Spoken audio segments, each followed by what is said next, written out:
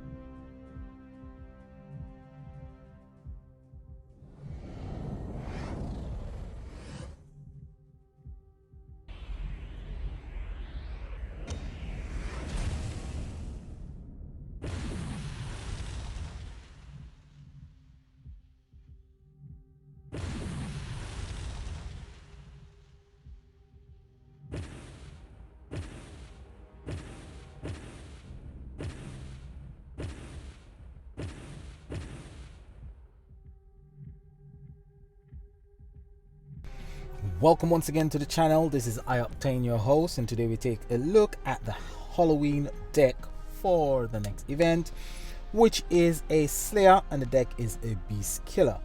Now first, before I jump into the deck, let's take a look at just two past Halloween decks and their mechanics. Now there's been quite a few Halloween decks. The Generation 2 Halloween decks are, I think, far better than the decks that we are seeing today. I think the mechanics are absolutely brilliant. Now the first Halloween deck that we came across, I wasn't playing at the time, but I've seen it because I've got cards that relates to that particular deck, is the deck with Frankenstein, the Wicked Witch. Let me see if I can find that deck. Generation 2.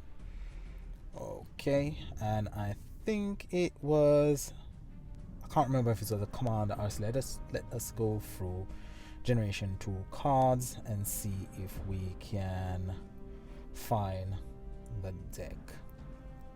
What I'm saying is the older mechanics I find to be quite good.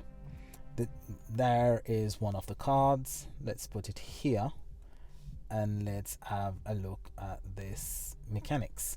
Now the mechanics was called the Halloween mechanic because it was the first time the players were playing the game at that time saw that mechanic. Before that mechanic came out, there was no cards that produced that amount of power gems. There was no deck that was as powerful as that deck, and therefore it was a mechanic that everybody, including myself when I started playing the deck, really and truly went for.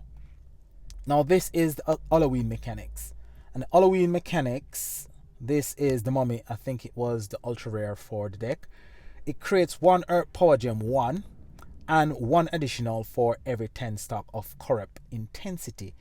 Most Halloween deck of the time at the time had a 7-turn cooldown, which means it had quite a long cooldown, but within that time you generated a lot of intensity, which generate quite a lot of Power Gem 1s. If you had more than 1 copy of the mummy, you could basically create a full board of Power Gem 4, which at the time we didn't have Gem Crush, and creating a full board of Power Gem 4s made your deck really powerful for the meta at that time. Now a year later we got a Halloween, the same Halloween mechanic, but it was for a Flyer Slayer deck. That was the year when I started playing. I started playing in 2018, and my first experience of the Halloween mechanic was this deck. It's called the Alex deck, and the Alex deck had basically the same mechanics, but it created Power Gem 2s. So it created 1 Fire Power Gem 2 plus 1 additional for every 10 stock of special intensity, rounded down. Not only did the Master Collection card, which at the time the Master Collection card was basically your ultimate form at the time. We didn't have ultimate forms. We only had Master Collection cards, ultra rares, main cards, and support card. The support card for this deck actually done, not the support card, the main hero at the time basically done the same thing as the Master Collection card. It was a bit less powerful than the Master Collection card, but it was still powerful enough. If you had 2 copies of the main card and the support card, you had a really good deck. You wouldn't have a deck that would be as powerful as somebody who had 2 copies of the Master Collection card, 2 copies of the main card, and 1 support card, or an ultra rare. They would have more power, but you would have a deck that you could feel confident that could actually compete within the event, and you'd feel pleased, you'd enjoy the event, but all that has passed. Now the mechanics that we had after that one was this one, the Devilish Duo. Now looking at the Devilish Duo, it wasn't a far cry from the Alex deck. The Devilish Duo creates up to 27 Power Gem freeze at a rate of 2 plus 2 additional per 12 Earth Commander skill point. Skill point went up to 300, so it only could create 27 Power Gem 3s, which if you had I think it's the Master Collection card, you can actually create a full board of Power Gem 4 as it was at the time, which made the deck quite powerful, which was absolutely brilliant. Fast forward to today, where we have Gem Crush. Gem Crush crushes your gems, so you can't produce a full board of, say, Power Gem 20s or Power Gem 18s or whatever Power Gems you can actually create and have a board full of Power Gems. You create just 1 line of Power Gems, which some of the time can be quite powerful. However, it's no longer just about the level of Power Gems that you create. It's also about the amount of pink stars that you've got on your ultimate form. So the game has gotten to the point where it's just about the ultimate form, and you have to have the right ultimate forms, plural forms, to go with that ultimate form to actually create a deck that is competitive enough for you to actually place anywhere on the solo leaderboard if you're in the Legend League. The Emperor League is quite similar to the Legend League. You have to have a certain amount of pink stars, and your ultimate forms, you have to have the right ultimate forms. Unless you go lower down in the leagues till you get to the bottom league, then it doesn't matter about ultimate forms or pink star. It's about having like main heroes and support heroes. So there's been a division between free-to-play players and paid-to-play players. Even if you're an average spender, you're not gonna do as well as somebody that pays thousands of pounds each week to actually play the game. Now, I'm not against people who actually spend thousands of pounds to actually get the latest deck, 6 pink star. I'm not against them, because we need those people in the game to actually keep the game going. I'm just saying that the game should be enjoyable without the stress of getting a 6 pink star ultimate form. Now, when I had this 2 pink star ultimate form, it was really powerful at the time. I mean, it wasn't as powerful as a 6 pink star ultimate form, but I could compete relatively well and actually enjoy the game, enjoy the mechanics that the ultimate form had. Now, a lot of you would say, oh, get on with it, Octane, stop the moaning and the complaining. I'm not moaning, I'm not complaining. I'm just giving the people who have just started playing the game, or the players who haven't been around for that long, a brief history of the game, because I've been around for almost 4 years. Now, if we look at the current ultimate form, which is the Halloween deck, normally when it comes to Halloween deck, we are expecting a mechanic that we have never been seen before, a mechanic that's really powerful, an ultimate form that is enjoyable to play, something spectacular. This one fails on all accounts. So let's have a look at the deck with that said. So it's Terrors Unleashed. That is your ultimate form for this week. Now, I made sure that I got the ultimate form, because when I speak or give my opinion about the ultimate form, I don't want my viewers or people who watch my videos to say that because Octane did not get the ultimate form out of the vault, he's bashing the ultimate form. So I made sure that I got the ultimate form. That means if I bash the ultimate form, it's not because I didn't get it. It's because I don't like it. I'm disappointed in the ultimate form, and I'm disappointed in the mechanics and most things to do with the ultimate form. So let's look at so when I look at the artwork is not really that spectacular. The artwork is average. When you look at the mechanics is average. It creates 12 Power Gem 7s, not even 15 or 16 Power Gem 7s. It only creates 12 Power Gem 7s. It increases Earthslayer's attack by 300%. It does do this for one turn every 3 turns, because it's got a 3-turn cooldown. So as long as you activate the battle skill every 3 turns, you've got that 300% attack boost. It's got 2 passive on board. One is Revive. Once per battle, instead of dying, you revive and heal for 20,000% of your recovery and become immune for 1 turn. It's got a second passive. At the end of each turn, it heals for 3,000% of hero recovery. Now, I was expecting that passive to actually generate an extra 4 or 5 Power Gem 7s, which it doesn't. So it doesn't really give you a lot of Power Gems. It doesn't give you a spectacular amount of boost for a Halloween deck. So for me, this one is quite boring. It's not spectacular. It's quite average. There's nothing for me interesting about the battle skill or the passive that is got on board. So I'm pretty disappointed in the skill on this ultimate form that we have for the Halloween event. Pretty disappointing. And from what I've seen with the deck, I expect the event to be quite boring, with the Phoenix connecting the Phoenix We get this every year. They're nothing spectacular. They're nothing to write home about. It's just absolute garbage. Now we look at the 2 debuff. You've got Weaken, which affects any card that does a boost. Damage boost or attack boost. It will be affected by Weaken. We also have got Power Gem Silence. Any card that produces Power Gems. And we all are running cards that produce Power Gems. We are no longer interested in cards that produce just ordinary gems. That is for support cards. Only support cards produce only gems. These cards nowadays only produce power gems and high level power gems, upgrade power gems. So Power Gem Silence is going to be a menace.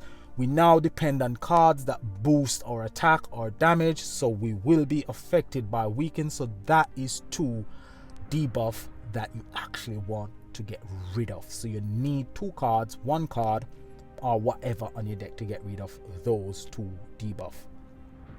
Those are, I would say, the 2 most important thing in this ultimate form. Its ability to dispel Weaken and Power Gem Silence. Apart from that, as I said, the battle skill for me is quite boring, nothing spectacular about it. The passive is nothing new. We've seen both passives before, so many times before. We've seen cards that does far better, more spectacular things than the Halloween deck. The deck last week, the ultimate farm that we saw last week, for me, is far better than this week. For this week's ultimate farm, the Dark Ultimate Farm was absolutely spectacular. Really enjoyed playing with that ultimate farm. Really think it was a brilliant ultimate farm. This one, however, I think falls flat on its face when it comes to an Halloween deck. It's absolute garbage. Now Celia creates 12 power gem 7s. It's got a 3 turn cooldown. At the end of each turn, it heals for 3000% of heroes recovery. This is your Master Collection card. I don't expect the Master Collection card to be absolutely brilliant, but it could have had a passive that does something better than just heal for 3000% of heroes recovery. Your ultra rare Wailing Phantasm. This one increases Earthslayer's attack by 3000% for 1 turn. There's other cards on the deck that does far better. I'm going to look at some of those cards. The passive is once per battle, instead of dying, it revives and heals you for 20% of your recovery, and you become immune from enemy damage for 1 turn. The ultimate form does that only if you've got this card by itself. It's of any use. It doesn't produce any power gems as well. So having it on the deck to give you the extra 300% damage is pretty pointless. You can actually replace that card with a commander ultimate form that will do far more from your deck for your deck than that ultra rare. So the ultra rare is absolute, for me, it's absolute rubbish. The ultra rare is rubbish. The Master Collection card is rubbish. The ultimate form is absolute garbage. Now Yugo is your main hero. Now your main hero creates 4 Earth Power Gem 4s. 3 turn cooldown. At the end of each turn, it heals for 1000% of hero recovery. I just mentioned about main heroes of the past. They were absolutely brilliant. Main heroes nowadays, they're hit and miss. Some of the times they're good. Most of the times they're absolute garbage. The supporting hero, it isn't worthy of being mentioned at all. There hasn't been many supporting heroes for the last 2.5 years that is worthy of being mentioned. Some do have battle skills that they're okay, but they're not brilliant. So support cards for me, I think it's better if I don't even speak of the supporting cards when I do my video. And I'm going to stop speaking about the supporting card and the main heroes when I do the deck reveal or the deck previews. I'm going to stop speaking about them because they're not worthy of being mentioned. Support card, create 12 Earth Gems and heal for 2000% of hero recovery. That's all it does. The only purpose of support cards is basically collect them, dust them, and you've got dust to create your ultimate forms. So that's your deck for the Halloween event. Is it a brilliant deck? Absolutely not. Is it worth chasing after? No, it's not worth you spending your gems to get. As I explained, I only got it because If I didn't get it and I actually bash it, spoke badly about this deck, people said, oh, it's because you didn't get the ultimate form. So I made certain that I was able to get the ultimate form so I can actually say it's garbage. It's not worthy of your time. It's not worthy of your gems. It's not worthy at all to be called a Halloween deck. I was expecting far more, far better from Network this week. So I don't love this deck at all. Now let's take a look at this one. Protectors of Prosperity. This deck actually increased Earthslayer's attack by 200%, 100% less than the current ultimate form for 2 turns. It doesn't do it over 1 turn, it does it for 2 turns. It creates 5 Earth Power Gems 6s. Yes, it creates a lot less Power Gems than the ultimate form, but nevertheless, when it's ambushing, it actually increases Earthslayer's attack by 2000%.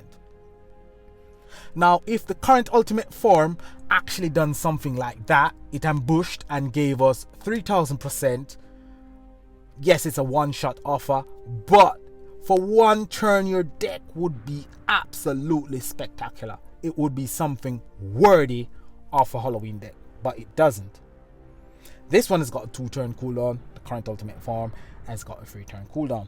Do we need a revive? We've got so many cards that does revive nowadays.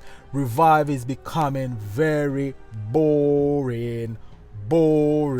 When we only had the Crystal Phoenix that does the revive, it was something that you would want in your deck, but we have so many decks nowadays, so many cards that gives us revive. Is it only revive? The revive should actually do something a bit more spectacular than just revive and heal. What about revive and increase your attack for 1 turn by, say, 10,000% of attack, or 1,000 damage increase just for 1 turn? They don't. So this one, Protectors of Prosperity, for me is a far better ultimate form than the current ultimate form. Let's take a look at this one. Keepers of History. Now, Keepers of History creates 8 Power Gem 7s, 4 less than the current ultimate form. It increases Earthslayer's attack for 100%. It does it over 3 turns. When ambushing, it upgrades all Power Gems by 2 rank. Now, that also is a one-shot offer, but if they combine the capability of upgrading Power Gems while ambushing and increasing Earthslayer's attack by 3000%, it would have made this ultimate form absolutely spectacular. It would be a Halloween deck that would be talking about for months to come. It would be something that I would say, yes, go chase after it. It's a brilliant ultimate form. At least for 1 turn, it is absolutely spectacular. But it isn't. It's just absolute boring, absolute garbage, absolute rubbish. Hard-won Gorilla. Hard-won Gorilla, for me, is a card alongside Freedom Fighters that I can never stop talking about. These 2 cards, when they first came out, was absolutely brilliant. Since then, they have been nerfed. They don't do as much damage as they used to, say, 2 years ago, and that's not because they're older cards. It's because they have been nerfed. If you've got the 6 pink star, it still doesn't do a lot of damage. I've got a 4 pink star and it's awoken 5 times, still doesn't do quite a lot of damage. It's got a 23,000 base attack, 4 pink star, awoken 5 times. You've got people out there who's got the 6 pink stars, powered to the max and awoken 5 times, and it still doesn't do as much damage as it is meant to do. However, it is still far better to use this card than some of the newer cards. Some of the newer cards are absolute garbage. Now, this card is a really good card, needs no introduction. It's a nice card to have to your deck. There are other cards out there that does really fantastic stuff. Now, I know a lot of you guys were expecting the video to be absolutely exciting, talking a lot of good things about the new deck that we've got coming out, but I was pretty disappointed when I actually took a look at the deck this morning. I thought to myself, I was waiting for Halloween to see Halloween deck, because I know Halloween decks are always spectacular, but I was really disappointed, and the video represent my disappointment in this deck. And tomorrow when the event starts, I know that I'm also gonna be quite disappointed in the event overall, because I'm not expecting anything brilliant from Network. They always disappoint. They never surprise you when they disappoint. When they disappoint, they live up to their live up to their billing. They live up to what people who have been playing the game for a long time expect of them, expects of the developers.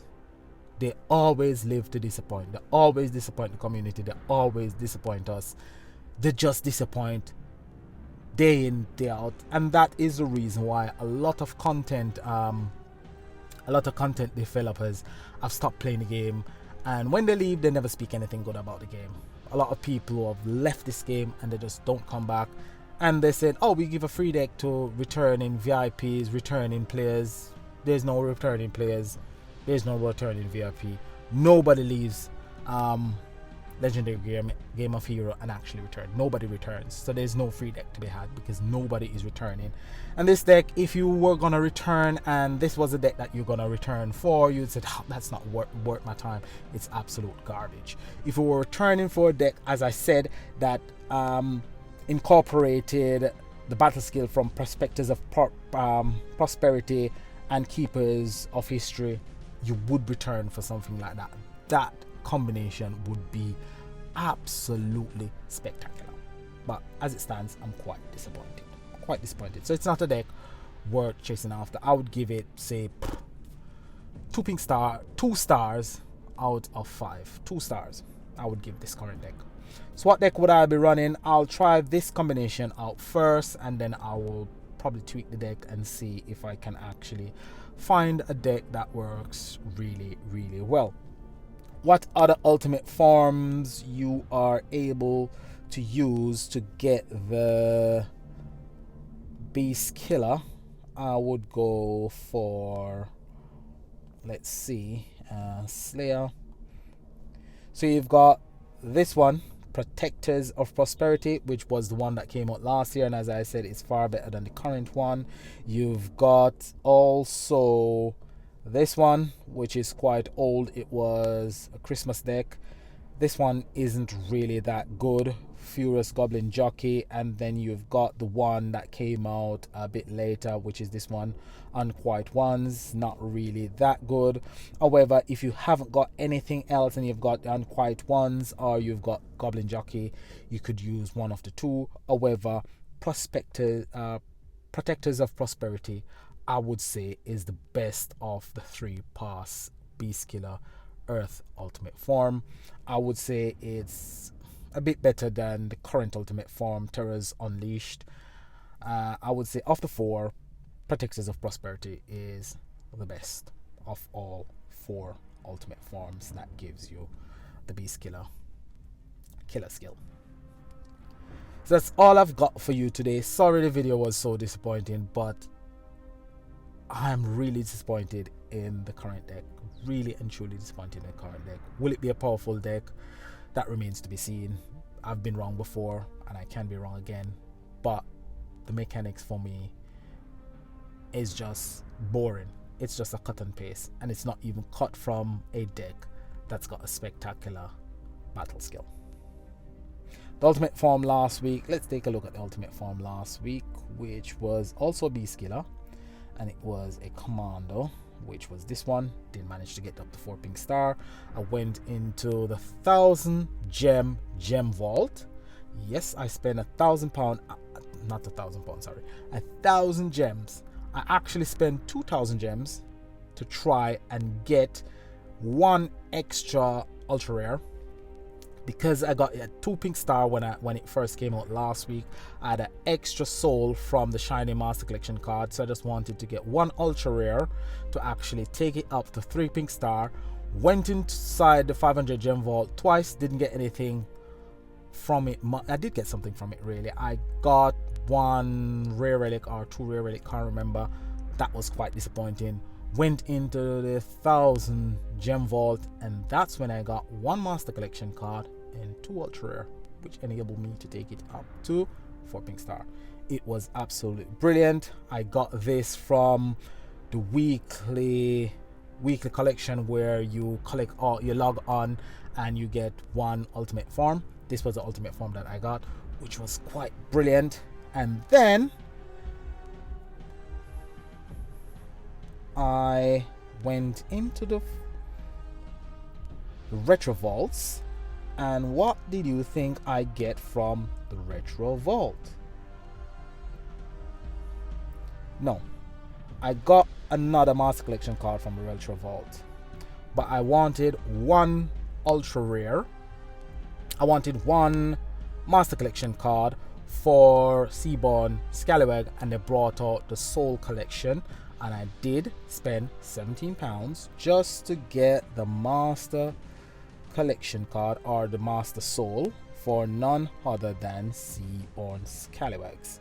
So I did go into the soul vault, which I think was really good, and I got the soul because I already have the ultra rare. I went and got the master collection cards soul and crafted this, which gave my deck a absolute massive boost. I went from actually generating 4 quadrillion with the combination that I showcase in possible deck combination, went from generating between 1.9 and 4 quadrillion to actually generating a minimum of 10 quadrillion and up to 25 quadrillion with the combination using Seaborn Scallywags, Metaverse Master, Lords of Exbalba, Earth-Shaking Colossi, and the current ultimate form, Lost Covenant, which was the current ultimate form. It was a spectacular thing. Now this ultimate form I think is a brilliant ultimate form. The current ultimate form I think is absolute garbage. That ultimate form, if at the end of the season you want to craft a ultimate form, I think Lost Covenant is the one to go for.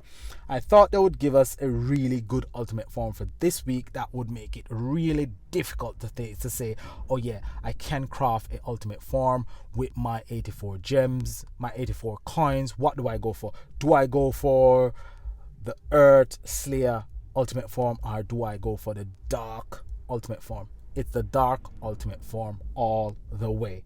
The Dark ultimate form, as I said, it's the one to get at the end of the season if you've got the coins to craft an ultimate form.